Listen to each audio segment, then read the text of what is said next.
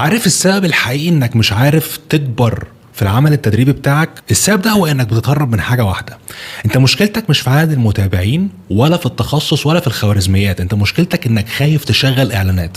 كل يوم انت بتنزل محتوى وبتستنى معجزه تحصل او ان في ريل بيع عندك يبقى فايرال، في نفس الوقت اللي عميلك المثالي هو حرفيا على بعد كليك واحده، بس انت خايف تدفع عشان توصل لهم، او بيتسوق لك انك تقدر توصل لهم بسهوله بدون اعلانات.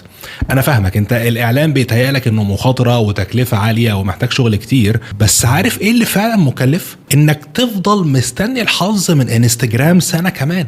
الاعلانات مش رفاهيه، دي اداه، ولما بيكون عندك المنظومه الصح الاداه دي بتمول نفسها بنفسها. تخيل كده تبقى عارف ان كل دولار بتدفعه بيجيلك 5، بيجيلك 10.